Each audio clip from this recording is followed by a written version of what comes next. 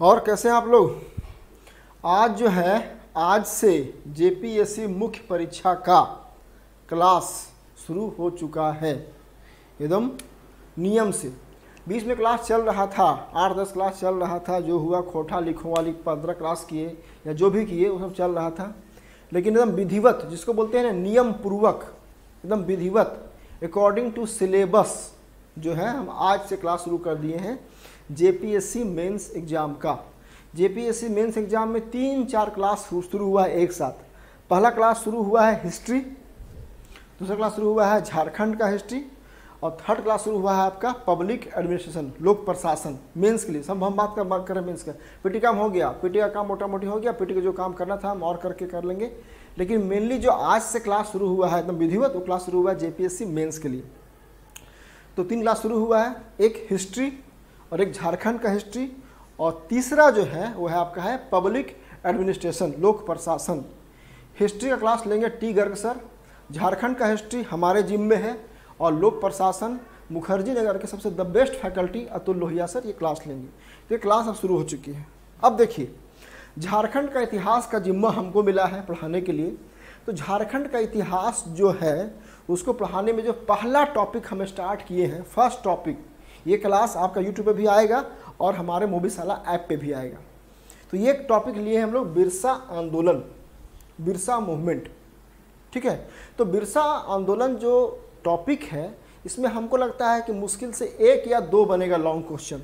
एक तो बनेगा फुल लॉन्ग क्वेश्चन, बिरसा आंदोलन के कारणों, उसके स्वरूप या उसकी असफलता या उसके महत्व को स्पष्ट करके, ठीक है, चर्चा करें या लिखें या व्याख्या करें, जो आगे एक क्वेश्चन।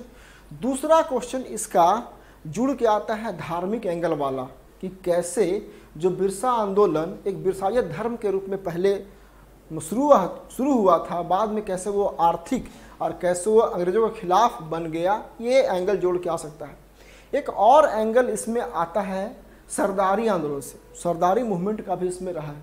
क्योंकि आपका देखिएगा कि बिरसा आंदोलन जो 1895, ठीक है, या 1900, वो जो 4-5 साल चला और जो उसका अंत हुआ, तो उसमें थोड़ा सा जो बैकग्राउंड है वो थोड़ा ध्यान से सुनिएगा, देखिए सारी बातों को। बहुत ये क्लास जो है बहुत ही महत्वपूर्ण क्लास है और बहुत बारीकी से मेंस एग्जामिनेशन के लिए अब काम होना शुरू हो गया है। तो जब भी हम आपको मेंस एग्जामिनेशन वर्ड यूज करें तो आप क्लास को सिर्फ देखिए मत, बल्कि कलम कॉपी लेके क्लास को लिखना भी शुरू कीजिए। क्योंकि हम सारा जो भी क्लास यूट्यूब पे आएगा एकदम विधिवत आएगा, पॉइंट के साथ आएगा। पूरा मेंस का जो आप लिखिएगा, समझिए कि आज क्लास करने का मतलब है कि आपका एक क्वेश्चन बिरसा आंदोलन से आपका पूरा हो जाएगा। ठीक है, तो भटक गए हम लोग। बात कर रहे थे कि एक तीसरा डायमेंशन था सरदारी आंदोलन का भी।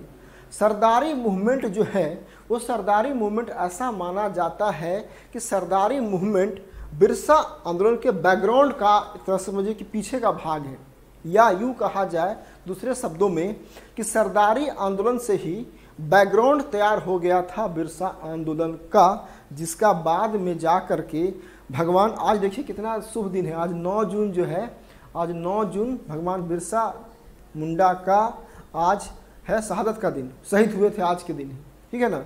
9 जून 1900 ईस्वी में आज ही उनका मृत्यु हुआ था, शहीद हुए थे। तो अच्छी बात है कि आज जवाहर लाल कैंपस में क्लास भी शुरू हुई है एकदम शुभ दिन से। तो 9 जून को उनकी मृत्यु हो गई थी हैजा से, ये वाली बात है। ठीक है, तो यहाँ से क्लास की शुरुआत हो गई। अब देखिए इसमें क्या है, थोड़ा सा हम क्लास में शुरू करने से पहले, क्योंकि आज जब क्लास शुरू हो रहा है, पहली क्लास है, तो थोड़ा बहुत सारी टेक्निकल जो बातें जानना बहुत ज़रूरी है। क्योंकि इसी टेक्निकल बातों के आधार पर धीरे धीरे क्लास आपका बढ़ेगी। अगर आपको क्लास में कोई त्रुटि दिखाई पड़ती है, अथवा या क्लास में आपको अच्छा नहीं लगता है, अथवा क्लास के बारे में कुछ आपको सुधार करना हो, तो जैसे वीडियो आएगा यूट्यूब पे आप कमेंट कर सकते हैं। कुछ उल्टा पल्टा लोग कमेंट करते रहते हैं, तो खैर उस पर हम नहीं करते हैं, लेकिन रियली में कुछ सुधार करना हो तो बोलिएगा, हम आगे उस पर सुधार करने का प्रयास करेंगे। ठीक है, पहली बात। और मेरा चैनल जो आप लोग पहली बार देख रहे हैं या अभी तक आप मेरे चैनल का लाभ उठा रहे हैं लेकिन अभी तक आपने सब्सक्राइब नहीं किया है, तो सब्सक्राइब कर लीजिए। ठीक है, मेरा आपसे रिक्वेस्ट है कि थोड़ा सा हमको प्रमोट कीजिए। मोबीशाला ऐप पे सब क्लास आता ही है, और जो हार्ड कैंपस को सब्सक्राइब कर लीजिए, लाइक भी कर दीजिए, करने का मन करता है तो ठीक है। तो टेक्निकल बातें क्या हम कहना चाह रहे थे कि जेपीएससी परीक्षा में जो आपका पेपर है, 4 पेपर जीएस का, paper 3, paper 4, paper 5 and paper 6। Paper 3 में आपका 2 पार्ट है, एक पार्ट है इतिहास का और दूसरा पार्ट है आपका भूगोल का, अर्थात हिस्ट्री और ज्योग्राफी का 2 पार्ट है। हिस्ट्री में फिर आपका 4 पार्ट है, पहला प्राचीन भारत का इतिहास, दूसरा मध्यकालीन भारत का इतिहास, तीसरा आधुनिक भारत का इतिहास और चौथा झारखंड का इतिहास। तो ये चौथा सेक्शन है झारखंड का इतिहास। झारखंड का इतिहास में आपका जो टॉपिक दिया हुआ है, इसमें आपका 2, 2, 4, 2, 6 मोटा मोटी 6 टॉपिक आपको पढ़ना है। टॉपिक का हम नाम बता दे रहे हैं, अगर आप लिखना चाहें तो लिख लिया कीजिए अलग से, चूँकि ये क्लास जो शुरुआत हो गया तो आप, चूँकि ये क्लास शुरू ही हम कर रहे हैं झारखंड के इतिहास से, तो झारखंड के इतिहास में टॉपिक क्या क्या पढ़ना है उसको हम लोग थोड़ा सा डिस्कस कर लेते हैं। पहला टॉपिक आपका है आदि धर्म, अर्थात झारखंड के आदिवासियों की सरना संस्कृति। ये टॉपिक नंबर आपका 1 है, इसको लिख भी लीजिए। आदि धर्म अर्थात झारखंड के आदिवासियों की सरना संस्कृति, नंबर 1। नंबर 2 है सदान की संकल्पना और नागपुरिया भाषा का प्रकटन। फिर से बोल दे रहे हैं, सदान की संकल्पना और नागपुरिया भाषा का प्रकटन। नंबर 3 में है झारखंड का जनजातीय विद्रोह और राष्ट्रवादी संघर्ष। झारखंड का जनजातीय विद्रोह और राष्ट्रवादी संघर्ष। नेक्स्ट टॉपिक आपका है बिरसा आंदोलन, वही हम लोग आज शुरू किए हैं। ये टॉपिक नंबर आपका जो बिरसा आंदोलन है वही टॉपिक आज मेरा, इससे चूंकि एक बनेगा लॉन्ग क्वेश्चन तो इसको हम लोग उठा रहे हैं। और अगला है आपका टाना भगत आंदोलन, टाना भगत आंदोलन। और अगला आपका है झारखंड में स्वतंत्रता आंदोलन, मतलब झारखंड में आज़ादी की लड़ाई जो लड़ी गई उसका झारखंड में जो हुआ उसके बारे में बात करना है। अब देखिए, जहाँ तक बात है लॉन्ग क्वेश्चन का, जहाँ तक बात है LQ का, LQ का मतलब लॉन्ग क्वेश्चन। तो लॉन्ग क्वेश्चन अगर देखा जाए इसमें तो मुश्किल से इसमें 4 टॉपिक है जिससे आपका लॉन्ग क्वेश्चन बन सकता है। अभी खाली हम नाम बोल दे रहे हैं, यहाँ पे विस्तार से हम बात नहीं करेंगे। किस टॉपिक का सवाल बनेगा इसका क्लास अलग से होगा, एक क्लास हम अलग से लेंगे जहाँ की झारखंड के इतिहास में संभावित प्रश्न होंगे उसके बारे में अलग से बात करेंगे। तो जहाँ तक मेरा ऐसा मानना है कि आदि धर्म सरना वाला संस्कृति कल्चर में इसमें लॉन्ग क्वेश्चन बनने की बहुत गुंजाइश नहीं है। ऐसे ये मेरा दावा गलत हो सकता है क्योंकि आजकल परीक्षाओं का ट्रेंड बदला है। जो बोलिएगा वही नहीं आएगा। हम बोलेंगे कि आदि धर्म और झारखंड की सरना संस्कृति, इससे लॉन्ग क्वेश्चन नहीं आएगा। हम ये बोले, परीक्षा में गए यही सवाल छपा रहेगा। हम बोलेंगे बिरसा आंदोलन आना ही आना है, आएगा ही आएगा, परीक्षा में जाइएगा ये आएगा ही नहीं आएगा। मतलब आज ट्रेंड चेंज हो चुका है। आज ट्रेंड है कि जिसके बारे में आप उम्मीद नहीं करते हैं वही लॉन्ग क्वेश्चन बनेगा। तो मेरा यहाँ कहना था टेक्निकल बात में कि आदि धर्म अर्थात झारखंड के आदिवासियों की सरना संस्कृति, इससे लॉन्ग क्वेश्चन बनने की संभावना नहीं है। दूसरा सदान की संकल्पना, इससे भी लॉन्ग क्वेश्चन नहीं बनेगा। झारखंड में जनजातीय विद्रोह बनेगा लॉन्ग क्वेश्चन, बिरसा आंदोलन बनेगा लॉन्ग क्वेश्चन, टाना भगत बनेगा लॉन्ग क्वेश्चन और झारखंड में आज़ादी की लड़ाई वाला टॉपिक ये बनेगा लॉन्ग क्वेश्चन। तो 4-5 लॉन्ग क्वेश्चन इससे बन सकता है। और अब ये 4-5 लॉन्ग क्वेश्चन कर लेंगे तो उससे आप एक लॉन्ग क्वेश्चन जेपीएससी परीक्षा में कर लेंगे, क्योंकि पेपर 3 में आपको 4 लॉन्ग क्वेश्चन करना है, 2 इतिहास से और 2 भूगोल से। 2 इतिहास में अगर एक झारखंड से कर लेंगे तो एक कोई टॉपिक का उठा लेंगे आप, चाहे एंशिएंट का या मेडाइवल का, मॉडर्न का, तो आपका हो जाएगा। तो ये तो थी आपका बेसिक बातें। अब देखिए, हम शुरू करेंगे बिरसा का आंदोलन। उससे पहले कुछ थोड़ा सा बात करना जरूरी है बैकग्राउंड में कि वास्तव में ये शुरू कैसे हुआ। एक तो अभी कोविड काल चल रहा था, तो मेरा मुखर्जी नगर में जो डिजिटल बोर्ड का है वो ऑफिस बंद है, वहाँ पे क्लास करना अलाउ नहीं है। घर में क्लास कर रहे हैं और घर में इतनी गर्मी लगती है, पंखा ऑफ करना पड़ता है तो बहुत गर्मी लगती है, बड़ी मुश्किल से क्लास रिकॉर्ड कर रहे हैं। खैर, तो हम यहाँ बोल रहे थे कि बिरसा आंदोलन को जानने से पहले थोड़ा सा इसके बैकग्राउंड में आना चाहिए। थोड़ा सा बैकग्राउंड में आकर के आप देखिएगा कि कैसे बिरसा आंदोलन से पहले माहौल तैयार हो रहा था झारखंड में विद्रोह का। झारखंड एक ऐसा राज्य है जहां सबसे अधिक अंग्रेजों को क्षति उठानी पड़ी है। बहुत अंग्रेज मारे गए, अभी भी याद करते, इंग्लैंड में होंगे तो याद करते होंगे कि झारखंड कुछ जगह था जहां गए थे हम लोग राज करने वाला, कितना पूर्वज मारा गया। बिरसा आंदोलन से आने से पहले सरदारी आंदोलन जो है वो सरदारी लड़ाई के नाम से प्रसिद्ध है। सरदारी लड़ाई, यह सरदारी वर्ड बना है सरदार से, और ये सरदार जो थे वे वास्तव में कोल सरदार थे। ये वास्तव में जो सरदार थे ये वास्तव में कोल सरदार थे। ये कोल सरदार थे। ये कोल सरदार के नाम पे ही बना है सरदारी लड़ाई। और इस सरदारी लड़ाई का जो फेज है 1858 से 1895 तक माना जाता है। ऐसा माना जाता है कि सरदारी लड़ाई का खत्म होना और बिरसा मूवमेंट का शुरू होना एक वर्ष माना गया, 1895। ठीक है, देखिए इसमें बहुत सारा विभेद, बहुत सारा राय है, बहुत सारे लोगों की अलग अलग राय है, बहुत सारे इतिहासकारों की अलग अलग राय है, लेकिन जो मोटा मोटी निष्कर्ष निकल के आया है वही निकल के आया है कि 1858 से 1895 तक ये रहा। सरदारी जो लड़ाई है वो सरदारी लड़ाई तीन फेज में। फेज 1 है ना, फेज 1, फेज 2 और फेज 3, ये फेज 3 में चलते रहा है। और सरदारी लड़ाई जो है सो एक सफल कहा जाता है, इसको आप असफल नहीं कह सकते हैं। असफल क्यों नहीं कह सकते हैं, ये आगे चलेगा पता, कि अंग्रेजों को बाध्य होना पड़ा था एक अधिनियम लाने के लिए। इसी लड़ाई के बाद उनको लगा था कि ये जो कोल लड़ाके हैं, ये जो कोल सरदार हैं, एक बात और जान लीजिए, कोल लड़ाका जो कोल सरदार था उसमें मुंडा भी थे, उसमें उरांव भी थे, और उसमें बाकी कुछ और जातियां जो ट्राइबल था वो भी उसमें इन्वॉल्व था।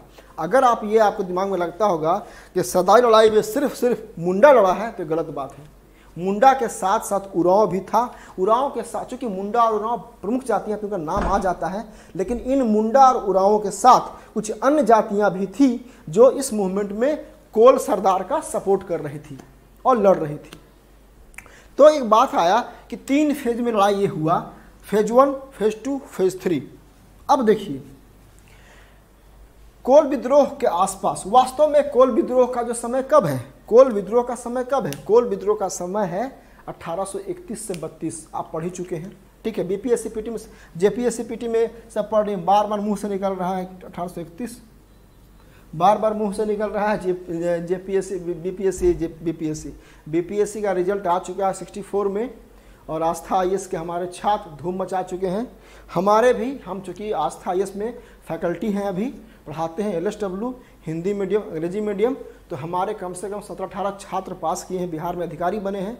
और बीपीएससी का जो रिजल्ट आया है उसमें झारखंड के बच्चे भी खूब पास किए हैं, जैसे रांची से, साहेबगंज से, गिरिडीह से, जमशेदपुर से, धनबाद से, ठीक है, यहाँ के बच्चे खूब, पलामू से भी रिजल्ट आया है, पलामू से, ये सब झारखंड के बच्चे बहुत बीपीएससी में पास किए हैं। गिरिडीह से एक लड़की बनी है डीएसपी, आस्था में दे रही थी मॉक इंटरव्यू, मैंने कहा भी था कि आपका काफ़ी अच्छा गया है मॉक इंटरव्यू, जा रहा है, अच्छा कर रही हैं, आपका अच्छा पोस्ट मिलेगा, उनको डीएसपी मिला है। खैर, चूँकि बार बार मुँह से निकल जाता बीपीएससी, तो जेपीएससी में, सॉरी, कोल विद्रोह का जो समय था वो 1831 से 32 का कोल विद्रोह का समय था।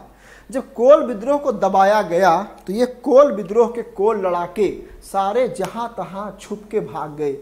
ऐसा माना जाता है कि इसमें कुछ चले गए थे असम, और असम के चाय बागानों में या असम में जा कर के काम कर, आज देखिए असम में जाके आज देखिएगा जो आबादी वहाँ कुछ बसी हुई है, जो बिहारी आबादी है, वो वास्तव में यहाँ झारखंड वाले भी बहुत सारे लोग हैं। तो ये कोल विद्रोह के आसपास जो चले गए थे भाग के, जहाँ तहाँ बिखर गए थे, वे सब फिर 1858 के आसपास आना शुरू किए और जमा होना शुरू किए। और जमा होना शुरू करने के बाद भुइंहरी काश्तकार, इनको वास्तव में ये भुइंहरी काश्तकार थे और भुइंहरी ज़मीन के ये मालिक थे, और ये लोगों ने अपना ज़मीन को फिर से मांग करने का प्रयास किया, क्योंकि ये ज़मीन अंग्रेज़ों के द्वारा छीन ली गई थी और उसको ऑक्शन करके नीलाम कर दिया गया था, और ऐसा कहा जाए कि विभिन्न जमींदारों को ये ज़मीन दे दिया गया था।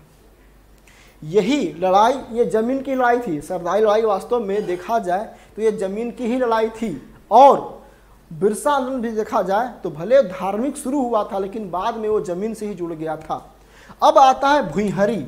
भुईंहरी काश्तकार, काश्तकार बोलते हैं टिनेंट को, काश्तकार बोलते हैं टिनेंट को, वैसा रैयत जो ज़मीन पे काम करता है और उस ज़मीन पे काम करने के बदले या उस ज़मीन का उपभोग करने के बदले सरकार को, सरकार यहाँ कोई भी हो सकता है, सरकार या तो सरकार खुद हो सकती है या सरकार के बदले में ज़मींदार हो सकता है, उसको टैक्स पे करता है, लगान चुकाता है। ये वाला कंडीशन है, ये लगान चुकाता है। ठीक है। भुईंहरी ज़मीन कौन था? भुईंहरी ज़मीन वैसा ज़मीन था जो आदिम समय से आदिम लोगों के द्वारा अर्थात मुंडा लोगों के द्वारा ज़मीन को सफाई करके उसमें खेती करने का अधिकार प्राप्त किया गया और उस खेती करने के बदले लगान टैक्स चुका रहे थे। ये अगर आपको और अच्छे से विस्तार से जानना है तो हमारा YouTube पे पड़ा हुआ है CNT एक्ट। उस CNT एक्ट में हमने बहुत विस्तार से मुंडारी खुटकट्टीदार, भुईंहरी काश्तकार या भुईंहरी ज़मीन, बनगांव, कोड़कर, मंझियस भूमि के बारे में विस्तार से चर्चा की है। यहाँ करेंगे तो यहाँ बहुत लंबी बात हो जाएगी। तो मुंडारी खुटकट्टीदार की बात हो, भुईंहरी का बात हो, वनगांव का बात हो, कोड़कर का बात हो, ये सारा आपको पढ़ना है तो आप चले जाइए हमारे ये चैनल पे ही टाइप कीजिए CNT एक्ट, उसको पढ़ लीजिएगा कुछ थोड़ा सा स्टार्टिंग का भाग, तो बहुत क्लियर होगा। तो भुईंहरी काश्तकार जो है सो अपना ज़मीन मांगने लगे, साथ ही साथ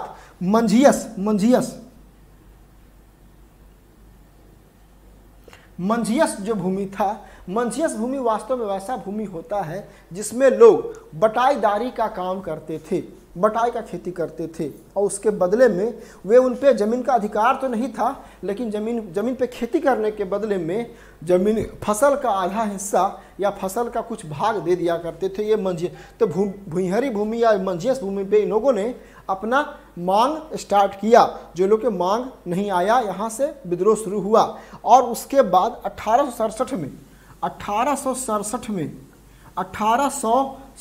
में छोटानागपुर टेन्यूर्स एक्ट लाया गया। इन 1967 छोटानागपुर टेन्यूर्स एक्ट पास किया गया। ये वास्तव में जो एक्ट पास किया गया, इस एक्ट में पास क्या कहा, इसमें कहा गया कि 20 साल पहले, मतलब 1800, इसमें 20 करेंगे माइनस कितना हो जाएगा 47, 1847 के आसपास से अभी तक जितना ज़मीन छीना गया है या जितना ज़मीन भुईंहरी ज़मीन को नीलाम किया गया है, उस सारे ज़मीन को इनको वापस किया जाए। अंग्रेज कभी भी आदिवासियों के खिलाफ नहीं थे, पूरी तरह खिलाफ नहीं थे। अंग्रेजों का काम था रूल करना, ठीक है, लेकिन आदिवासी के खिलाफ वो नहीं थे। और साफ साफ ये एक्ट पढ़िएगा तो इसमें कहता है कि 20 साल पहले तक जितना ज़मीन है उस सारे ज़मीन को मुंडाओं को या कोल लड़ाकों को वापस कर दिया जाए। इसका फ़ायदा हुआ, कम से कम कहा जाता है कि 25 परगना बोलते थे गांवों के समूह को, जिसमें 15 गांव, 18 गांव, 20 गांव का समूह था परगना। और ऐसे 2500 गांव थे, 25 परगना और ऐसे 2500 गांव थे जिनको इस अधिनियम का फ़ायदा मिला। छोटानागपुर टेन्यूर्स एक्ट के द्वारा बहुत सारे कोल लड़ाकों, मुंडाओं को उनकी ज़मीन वापस की गई। और लेकिन फिर भी लोग नाखुश थे और सरदारी की लड़ाई चलती रही। और सरदारी की लड़ाई जो है 1895 में समाप्त हो गया। थोड़ा सा हम बैकग्राउंड एक बार इसमें और जोड़ना क्या चाहेंगे, इसी सरदारी की लड़ाई में बिरसा मुंडा जुड़ जाते हैं। बिरसा मुंडा का जन्म हुआ था 1875 ईस्वी में। 1875 ईस्वी में 20 साल के बाद अर्थात 1895-96 के आसपास बिरसा मुंडा, हो सकता है इसमें हम थोड़ा सा वर्ष में गलती हम बता रहे हैं उल्टा, पर थोड़ा सा पीछे आगे हो, वर्ष हम नहीं बता पा रहे हैं सही, लेकिन 95-96 के आसपास ही ऐसा माना जाता है, क्योंकि ये मेंस में लिखना है नहीं तो ये जानने के लिए। तो 1895-96 में बिरसा मुंडा जुड़ जाते हैं सरदारी आंदोलन से। और सरदारी आंदोलन में जाकर जुड़ने के बाद उनको लगता है कि इस मूवमेंट से जुड़ने के बाद हमारा जो भूमि संबंधी जो खोया हुआ अधिकार है उसको पाया जाएगा। बाद में वहाँ जब पॉलिटिक्स, बाद में जब वहाँ पे पॉलिटिक्स शुरू होता है, बहुत ज़्यादा पॉलिटिक्स शुरू होता है, तो उस पॉलिटिक्स को बचने छोड़ करके बिरसा मुंडा ये कहते भी हैं कि भैया हमको ज़मीन का लड़ाई जो मेन लड़ रहे थे, हमको उसमें हमको जो हमने आप लोगों ने प्रॉमिस किया था वो हमको कीजिए, हमको ज़मीन अंग्रेज से जो हमारे मुंडा भाई बंधु से छुड़वाइए। ये बातें आई गई हो गई। बिरसा मुंडा को लगा कि इस सदा लड़ाई से के साथ रह करके हम बहुत आगे नहीं बढ़ सकते हैं, और फिर उन्होंने अपना बिरसाई धर्म या बिरसा मूवमेंट शुरू किया। मेरा यहाँ पे कहना है कि बिरसा आंदोलन का जो बैकग्राउंड है वो शुरू होता है सरदारी की लड़ाई से, और यही से शुरुआत होता है। ठीक है, तो ये थोड़ा सा बैकग्राउंड था, इसको लिखना नहीं है लेकिन ये समझने वाली बात थी। अब आता है लिखने वाली बात।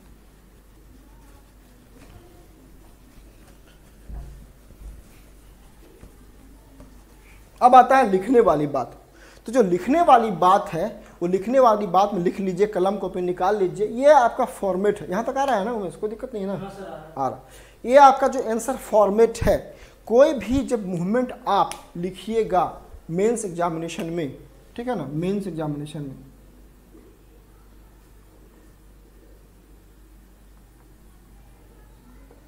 मेंस एग्जामिनेशन में, तो उसका आंसर फॉर्मेट कैसा होगा, उसका आंसर फॉर्मेट कैसा होगा, इसका आंसर फॉर्मेट कैसा होगा, आंसर फॉर्मेट कैसा होगा, वो वही हम किए हैं। Answer format A B C D E F G, A B C D E F, A B C D E F G H, ए से लेके एच तक, A B C D E F G H तक, ये आपका answer format है। आपके मुख्य परीक्षा सीखना भी है, अच्छा कैसे लिखिएगा जेपीएससी या बीपीएससी किसी भी एग्जाम में कैसे लिखिएगा मेंस एग्जाम में, ये अच्छा लिखना वो भी आपको आंसर फॉर्मेट पे होगा। तो जो बिरसा आंदोलन है उसका पहला जो भाग होगा वो होगा परिचय अर्थात इंट्रोडक्शन। जो पहला भाग होगा वो होगा आपका परिचय अर्थात इंट्रोडक्शन। इस परिचय में हम देंगे कि कैसे सरदारी आंदोलन से बिरसा मूवमेंट जो है सो फिर अलग होकर के आगे बढ़ा, ये परिचय में देंगे। दूसरा हम बात करेंगे कारण का, दूसरा बात करेंगे हम कॉजेज का, दूसरा बात करेंगे हम कॉजेज कारण कि बिरसा जो आंदोलन हुआ उसका मुख्य कारण क्या क्या था, पॉइंट वाइज इसको हम लोग लिखेंगे कारण। उसके बाद बताएंगे स्वरूप, वास्तव में सी में लिखेंगे हम स्वरूप, बिरसा मुंडा का जो आंदोलन था मूवमेंट था उसका स्वरूप क्या था। उसके बाद हम बनाएंगे मानचित्र, हम झारखंड का मैप बनाएंगे, सबसे बेस्ट आंसर लिखेंगे हम लोग इसी को देख करके, झारखंड का मैप बनाएंगे। मैप में दिखाएंगे कि जो बिरसा मूवमेंट है कहाँ पे हुआ था, उसका लोकेशन कहाँ था। उसके बाद बताएंगे हम इंसिडेंट रिलेटेड टू मूवमेंट, आंदोलन संबंधी घटनाएं डी में। आखिर जब आंदोलन हुआ तो मूवमेंट में क्या क्या घटनाएं हुई, 1895 से लेके पूरा 1900 तक हम पूरा घटनाक्रम दिखाएंगे। उसके बाद दिखाएंगे हम आंदोलन की उपलब्धियां, achievements of movement, achievements of movement, आंदोलन की उपलब्धियां कि कैसे आंदोलन की उपलब्धि क्या क्या रही। उसके बाद हम थोड़ी सी आलोचना करेंगे। देखिए आलोचना, जब भी आप मेंस एग्जामिनेशन में कुछ भी सवाल लिखते हैं तो आपको 2-3 लाइन उसकी आलोचना करनी चाहिए, ये बेस्ट आंसर लिखने का तरीका है। क्रिटिसिज्म जो है सो आपको करना पड़ेगा 2-3, तो हम लोग इसका भी करेंगे। बिरसा आंदोलन में कुछ खामियां थी उसकी आलोचना करेंगे और लास्ट में लिखाएंगे हम निष्कर्ष। लेकिन क्या आंदोलन पूरी तरह असफल हो गया, क्या सफल हुआ, या क्या लोगों की क्या राय है, अथवा आप क्या कहना, आपको क्या लगा पढ़ के, आप क्या निष्कर्ष लिखना चाहेंगे। तो ये इसका आंसर फॉर्मेट है, ये सो लिख लीजिए आप आंसर फॉर्मेट। अब हम हर पॉइंट का धीरे धीरे हम लोग इसको विस्तार से डील करेंगे, तब जाके ये पूरा एक बिरसा आंदोलन का लॉन्ग क्वेश्चन तैयार होगा। अप्रोच हमारा अब जो है सो पढ़ने का डिस्क्रिप्टिव होगा, नोट ऑब्जेक्टिव। जितना क्लास करते रहे ऑब्जेक्टिव का, ये समझिए कि मेनली आपका मेंस और सिर्फ क्लास मेंस का है, और इसका जो अप्रोच है वो अप्रोच है डिस्क्रिप्टिव। ठीक है, तो ये लिख लीजिए आंसर फॉर्मेट। हम शुरू करेंगे आप परिचय कारण स्वरूप से और फिर इसको आगे बढ़ते जाएंगे। तो ब्रेक लेकर के इसको हम आगे बढ़ाते हैं। तो आगे बढ़ते हैं हम लोग बिरसा आंदोलन में। तो इसमें सबसे पहले जो परिचय का जो होगा, परिचय का जो पॉइंट होगा, वो परिचय का पहला पॉइंट होगा सरदारी लड़ाई का संदर्भ। आप तो लिखिएगा डिस्क्रिप्टिव में, तो हम पॉइंट दे रहे हैं, लेकिन उसको आप प्रैक्टिस कीजिएगा कि उसको आप लिखिएगा पैराग्राफ में। तो सरदारी लड़ाई का जो संदर्भ है बता ही दिया आपको। दूसरा है सामूहिक भूमि व्यवस्था का जमींदारी भूमि व्यवस्था के परिवर्तन के खिलाफ। पहले क्या था?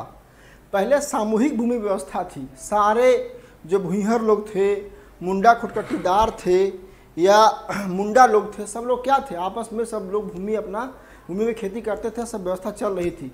अब ये व्यवस्था क्या हुआ? ये व्यवस्था ज़मीन को कब्जा करके उसका ऑक्शन करके ज़मींदारों को सौंपना या किसी एक व्यक्ति को देना और उससे टैक्स वसूलने की व्यवस्था आ गई। तो इसके खिलाफ ये लोग थे। अगला है नंबर 3 पॉइंट, बिरसा के धार्मिक राजनीतिक आंदोलन की परिणति।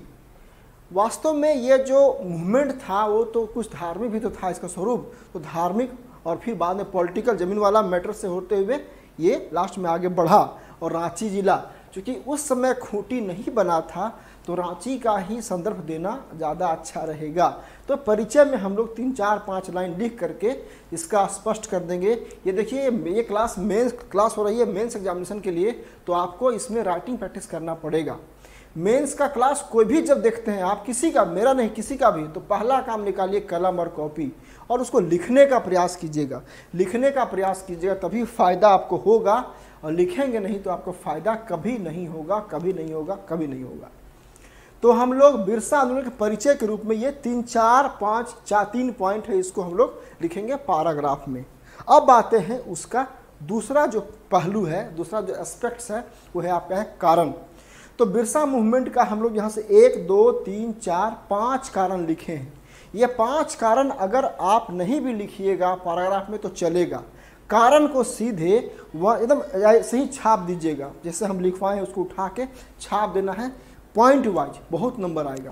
ठीक है, तो पहला पॉइंट आपका है उत्तरी मैदान से आने वाले व्यापारियों, जमींदारों, दिकुओं के द्वारा मुंडा जनजाति में प्रचलित सामूहिक खेती व्यवस्था खुटकट्टी को समाप्त करना या ध्वस्त करना।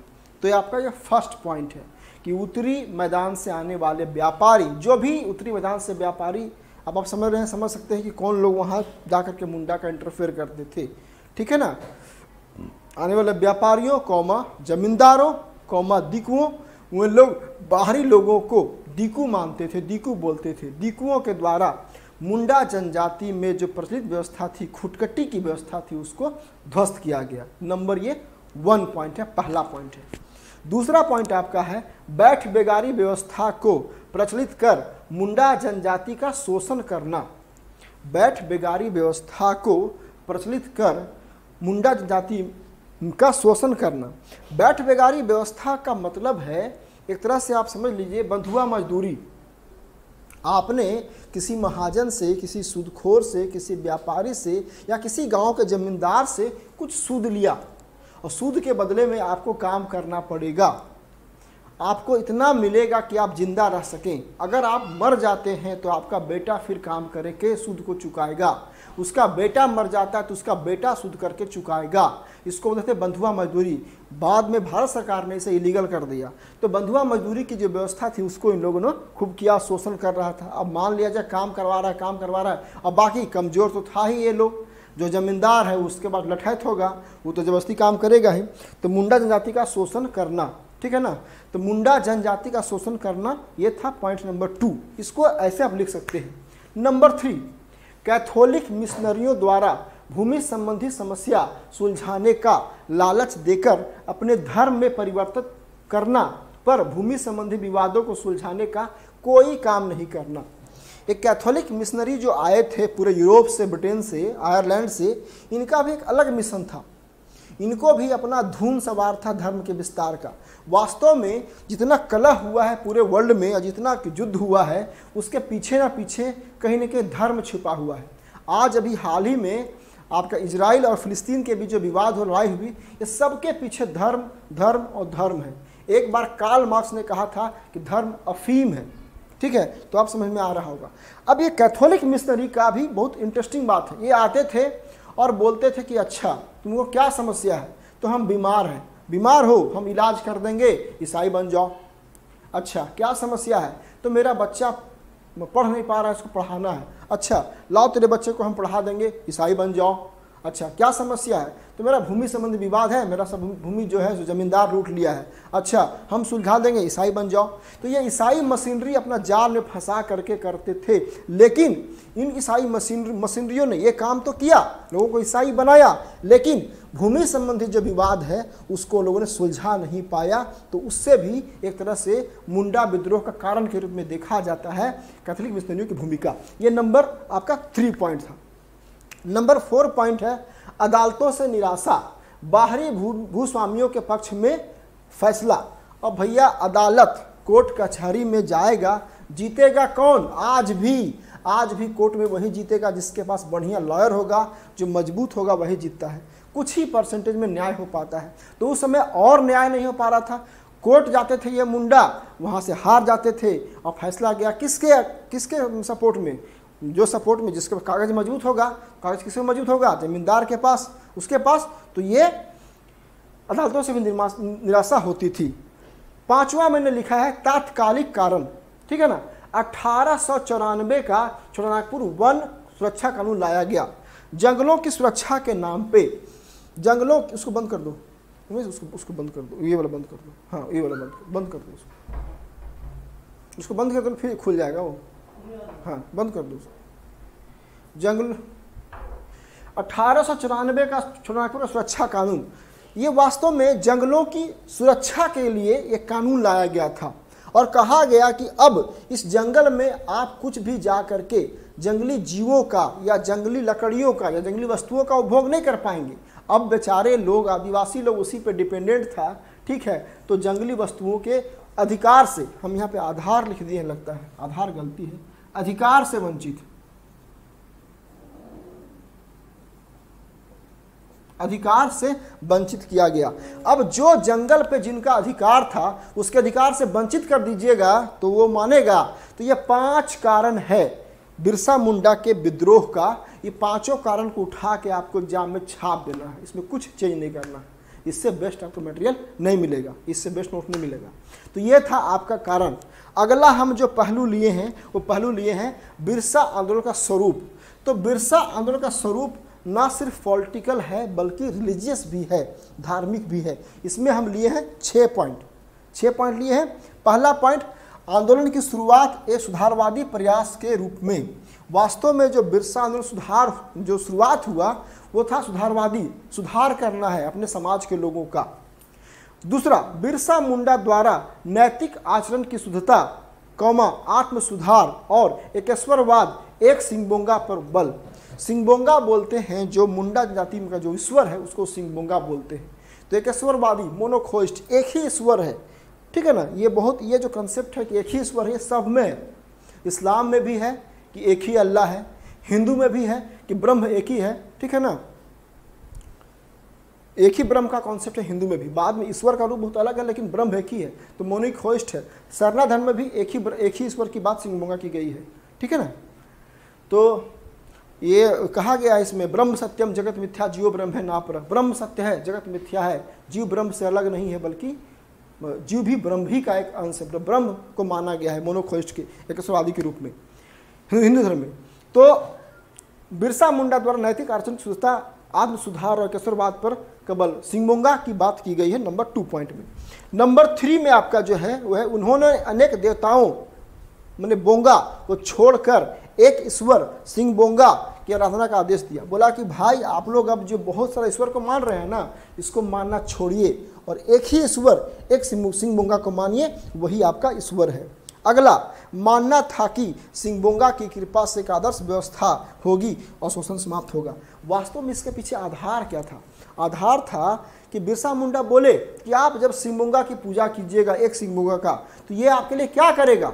ये आपके कल्याण के लिए काम करेगा। ये आएगा और आ करके आपका जो शोषण, आपका जो अन्याय, आपकी समस्या को सुलझाएगा और ये दूर करेगा, और फिर एक नैतिक आदर्श की स्थापना होगी। उस आदर्श में हम लोग सब अच्छे से जीवन अपना व्यतीत करेंगे, ऐसा उनका मानना था। तो इसलिए इस सिद्धांत को उन्होंने कहा।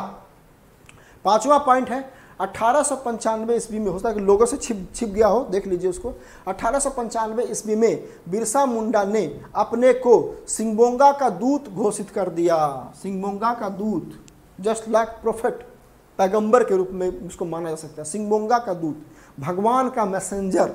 भगवान ने हमको मैसेज दिया है कि ये करना है। भगवान का मैं दूत हूँ, मैं प्रोफेट हूँ, ठीक है, मैं पैगंबर हूँ। इस संदर्भ में एक तरह से दूत घोषित कर दिया कि हम हैं। अब जब ऐसा होगा और लोग उसको रिकॉग्नाइज या एक्सेप्ट कर लेंगे तो उसकी बात को मानेंगे ही, तो मानने लगे। तथा कथित बिरसायत धर्म की स्थापना की शुरुआत, जिसका कि स्वरूप धार्मिक था। और इस प्रकार से बिरसा मुंडा ने अपने धार्मिक स्वरूप के आधार पर लोगों को एकत्रित और जुटाना शुरू किया। एक प्रकार से ये स्वरूप था विद्रोह का। ये विद्रोह का स्वरूप बाद में फिर वही आपका पलटेगा, पॉलिटिकल होगा, लेकिन यहाँ से तो स्वरूप जो है सो धार्मिक था ही। और यही स्वरूप, धार्मिक स्वरूप जो है जा करके बाद में आपका पॉलिटिकल या जमींदार अथवा अंग्रेज के खिलाफ अथवा दिगों के खिलाफ हो जाएगा। तो ये था।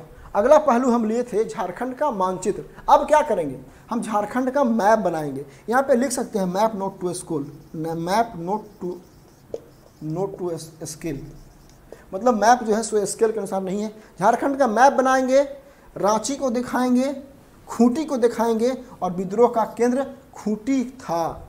विद्रोह का जो केंद्र था वो खूंटी था, तो उसके आसपास के एरिया को दिखा देंगे मैप बना के।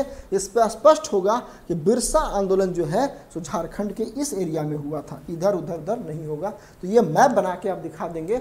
मेंस में हिस्ट्री ज्योग्राफी में आपको मैप बनाइएगा तो एक आध 2 नंबर आपको एक्स्ट्रा मिलेगा, तो 1 या 2 मार्क्स एक्स्ट्रा मिलेगा, ठीक है। तो ये था आपका झारखंड का मानचित्र। ब्रेक लेकर के फिर इसको हम खत्म करते हैं पूरा। देखिए आगे बढ़ते हैं हम लोग। तो इसका अगला पहलू आपका है आंदोलन संबंधी घटनाएं। आंदोलन संबंधी घटनाएं जो है ये सबसे बड़ा भाग होगा इस प्रश्न का, या बिरसा आंदोलन का, बिरसा मूवमेंट का सबसे बड़ा भाग होगा ये। इस पॉइंट में हम मात्र 6 पॉइंट लिखे हैं, लेकिन आप चाहिएगा, चूँकि देखिए मेंस राइटिंग का सबका अपना अलग अलग स्किल है। हर कोई जो है सो मेंस लिखता है अपना तरीके से लिखता है अपना अलग ढंग से। तो इस पार्ट को आप चाहिए थोड़ा सा अपना कुछ और मिला करके मसाला इसको लिख सकते हैं, इसको बड़ा कर सकते हैं। बाकी सब में वही होगा, ठीक है ना, बाकी सब में वही होगा। तो देखिए अब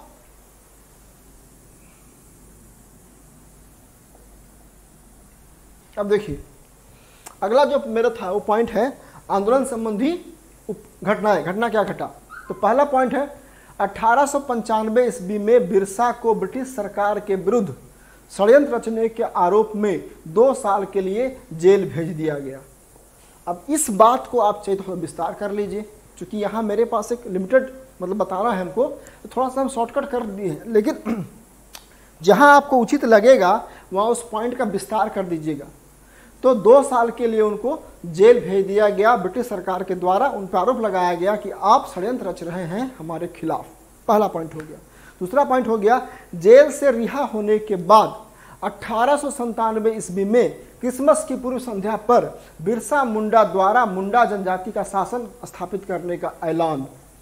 ये भी बड़ा हो सकता है कि लोगों को बुलाए, बैठाए, मीटिंग किए। जेल से रिहा होने के बाद 1897 में क्रिसमस की पूर्व संध्या पर बिरसा मुंडा द्वारा मुंडा जनजाति का अपना शासन होगा, अबुआ राज होगा, ठीक है। और यहाँ पे ही नारा दिए, एक लाइन नारा था, उसको आप जोड़ सकते हैं।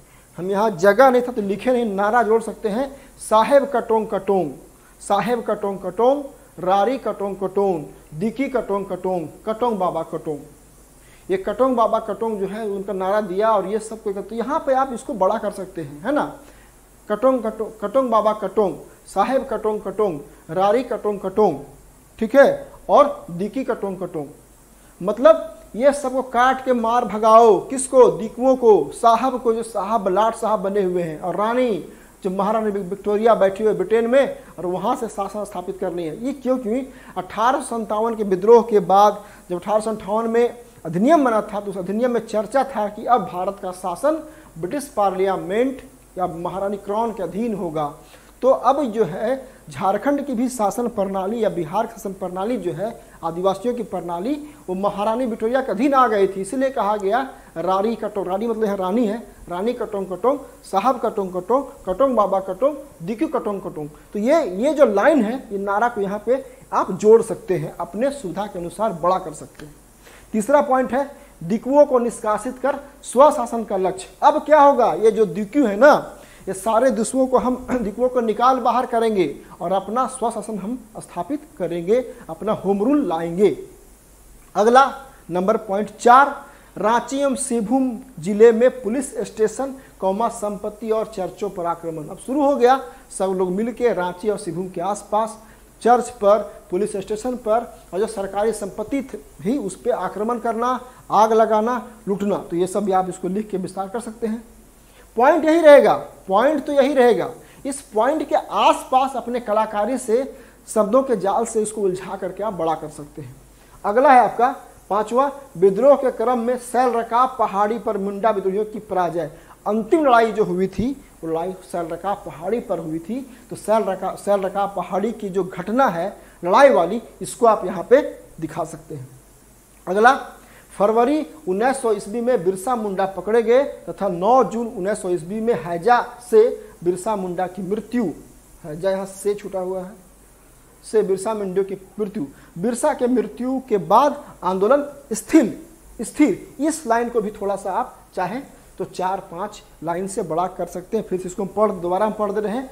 फरवरी 1900 ईस्वी में बिरसा मुंडा पकड़े गए तथा 9 जून 1900 ईस्वी में बिरसा मुंडा हैजा के द्वारा जेल में उनकी मृत्यु हो गई और बिरसा के मृत्यु के बाद आंदोलन शिथिल पड़ गया। इसको आप लिख के विस्तार कर सकते हैं। तो ये पूरा पोर्शन हो गया आंदोलन संबंधी घटनाओं का। अब जो है आंदोलन की उपलब्धियां कि भाई आंदोलन तो हुआ, तो आंदोलन क्या असफल हो गया?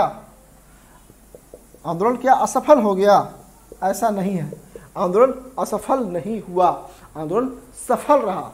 और क्या क्या उपलब्धि हुई इसको अब देखिए। पहला उपलब्धि हुआ 1908 ईस्वी का छोटानागपुर काश्तकारी अधिनियम, जिसको बोलते हैं CNT एक्ट। खुटकट्टी सामूहिक काश्तकारी की व्यवस्था फिर से बहाल, आदिवासी जमीन के संरक्षण का प्रयास 1908 में लाया गया CNT एक्ट। CNT एक्ट लाने का उद्देश्य था जो खुटकट्टी व्यवस्था चलती आ रही थी ये अब चलेगी, इसको मतलब समाप्त नहीं किया जाएगा। और आदिवासियों को जो जमीन है खरीद बिकने पे अंकुश लगा दी और उस जिले के डिप्टी कलेक्टर को आदेश दिया गया कि अब आपके परमिशन के बिना इनकी ज़मीन खरीद बिक्री होगी और आदिवासियों की ज़मीन गैर आदिवासी या सो कॉल्ड उसमें जो दिक्यू कहलाते थे वो खरीद नहीं सकेंगे। तो ये उपलब्धि था CNT एक्ट का, इसको हम दिखा देंगे। दूसरा, फादर हॉफमैन के शब्दों में, क्योंकि फादर हॉफमैन एक ऐसे व्यक्ति हैं जो फादर हॉफमैन को आइडिया था आदिवासियों के बारे में, उनकी समस्याओं के बारे में। वे विद्वान थे और थोड़ा सा वे मानवीय रूप से और नैतिक रूप से थोड़ा सा ठीक आदमी थे।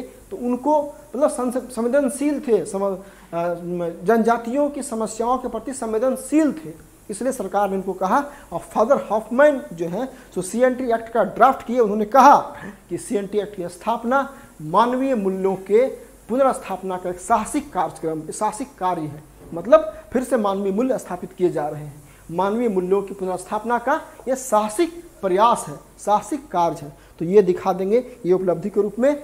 लगान की दरें कम की गई, इससे आदिवासियों की काफ़ी राहत हो गई। लगान की दरें जो बढ़ा दी गई थी उस लगान की दर को कम किया गया और लगान की दर को कम करके आदिवासियों को राहत पहुंचाया गया। इसमें भी आप अगर चाहें तो अपने शब्दों के जाल से आंसर को बड़ा छोटा कर सकते हैं। बैठ बेगारी प्रथा समाप्त किया गया ताकि आदिवासियों को शोषण से बचाया जा सके।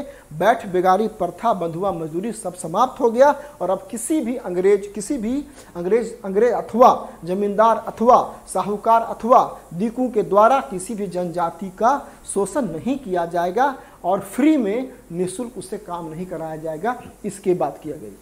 आयुक्त फोर्ब्स, वहाँ के जो कमिश्नर थे फोर्ब्स के रिपोर्ट के आधार पर भूमि का सर्वेक्षण, भूमि संबंधी तो करवाया गया। भूमि संबंधी जो असंतोष था उसको कम करने के लिए वहाँ के कमिश्नर आयुक्त थे, जो कमिश्नर थे फोर्ब्स महोदय के रिपोर्ट के आधार पर कराया गया भूमि का संरक्षण और भूमि संबंधी समस्याओं को दूर कर जो असंतोष था उसको कम किया गया। तो ये पॉइंट भी आप जोड़ सकते हैं। और मद्यपान पे नियंत्रण किया गया, क्योंकि आदिवासियों में एक बुराई के रूप में मद्यपान है। आज भी 1857, ये 1900 की बात है, आज 2021 हो गया, आज भी आदिवासियों के बीच एक मद्यपान बहुत बुरी समस्या है। शाम हुआ, हड़िया लिए, मड़िया लिए, पी के सो गए, क्वार्टर हाफ पौआ मारे सो गए। ये बहुत बड़ी समस्या है आदिवासियों के बीच। साथ साथ जो गैर आदिवासी है उनके भी समस्या है मद्यपान पर, उस पर कंट्रोल करने का प्रयास किया गया। तो ये मूवमेंट की उपलब्धियां रही। लेकिन आप जब भी लिखिएगा तो किसी भी आंसर को लिखिएगा तो उसका लिमिटेशंस, उसका क्रिटिसिज्म, उसकी आलोचना जरूर मेंशन कीजिएगा विस्तार में लिख के, मतलब पैराग्राफ में। यहाँ तो हम लिखे हैं पॉइंट में, लेकिन अब पहला पॉइंट हम लिखे हैं संगठनात्मक मजबूरी, संगठन बहुत कमजोर था। अब आदिवासी का थोड़ी आज के ज़माना व्हाट्सएप ग्रुप था कि एक व्हाट्सएप मैसेज मारे पहुँच जाइए बाबू वाटिका धाम बिरसा मुंडा जेल के पास या मोरहाबादी मैदान। ऐसा तो हो नहीं सकता है ना, अब तो नहीं।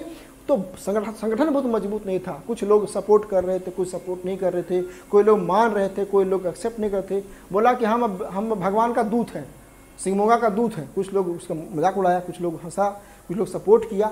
तो संगठन मजबूत नहीं था। पारंपरिक हथियार अंग्रेजों के पास गोली, राइफल, ठीक है, इनके पास क्या कुल्हाड़ी, तीर कमान, लाठी भाला, क्या होगा उससे। संचार की व्यवस्था थी नहीं, ये इसमें माहिर थे लोग। टेलीग्राम आ चुका था उस समय तक। 1897 की महामारी और अकाल, एक और बड़ी आपदा हो गई। ये आपदा हो गई, अकाल पड़ गया और प्लेग महामारी आ गया। हैजा भी बाद में प्लेग सब साथ में चल रहा था। 1897 का जो साल था वो महामारी और अकाल का साल था। महामारी, अभी कोरोना काल में अगर कोई मूवमेंट होगा तो सफल होगा, कभी सफल नहीं होगा, क्योंकि कोरोना काल में लोगों का जॉब छिन गया, लोगों इतना महामारी मर रहे हैं। तो जब महामारी आती है तो कोई मूवमेंट सफल नहीं हो पाता है। और 1857 के विद्रोह का असफल होने के में भी एक ये कारण था कि 1897 का विद्रोह में महामारी का भेंट चढ़ गया। उसके बाद आम जनता के प्रति पूरा सहयोग नहीं था। जो आदिवासी थे वो सहयोग कर रहे थे, जो सदान थे वो पूरा सहयोग नहीं कर रहे थे, तो वो भी था। और अचानक बिरसा के बिंदु ठीक चलता, मूवमेंट आगे बढ़ता। लेकिन 1900 में ही मात्र कितना 25 साल की आयु में बिरसा मुंडा का डेथ हो गया। अगर बिरसा मुंडा जीत होते, आगे बढ़ते, तो शायद रणनीति और होता, है कि नहीं। तो ये आपका आलोचना में, इसको आप लोग विस्तार कर लीजिएगा पैराग्राफ में। और लास्ट में निष्कर्ष, पहला पॉइंट है असफल परंतु आदिवासियों की मजबूत आवाज़ का उठना। भले ही ये असफल हो गया है, लेकिन आदिवासी आवाज़ उठा, लोगों को महसूस हुआ। और इवन ब्रिटिश पार्लियामेंट में भी 1818 ये विद्रोह आंदोलन को मतलब कम करने की, इसका संतोष कम करने के लिए 1908 का CNT एक्ट लाया गया। ठीक है, CNT एक्ट की प्रासंगिकता, CNT एक्ट लाया गया। तीसरा, बिरसा जननायक भगवान के रूप में स्थापित। और अब ये निष्कर्ष में चूंकि हम लिख रहे हैं, थोड़ा सा निष्कर्ष में अपना बात को बना के लिखते हैं थोड़ा सा अच्छे से। तो और महाप्रसिद्ध उपन्यासकार महाश्वेता देवी का जो किताब था अरण्यक अधिकार या जंगल का अधिकार में बहुत ही मार्मिक चित्रण किए हैं बिरसा मुंडा के बारे में, बिरसा मुंडा की समस्याओं के बारे में, उनका विद्रोह, उनका जीवन के बारे में। तो महाश्वेता देवी का उपन्यास का यहाँ पे चर्चा कर लेंगे और निष्कर्ष कर देंगे। इसमें पहलू वही रहेगा, बीच में हल्का फुल्का पॉइंट आप ऊपर नीचे करके इसको विस्तार कर सकते हैं। और एक बेस्ट बिरसा आंदोलन पे आपका मेंस का आज लॉन्ग क्वेश्चन तैयार हो गया। शब्दों की संख्या जो है, ठीक है ना, शब्दों की संख्या जो है किसी भी परीक्षा में, खास करके जेपीएससी एग्जाम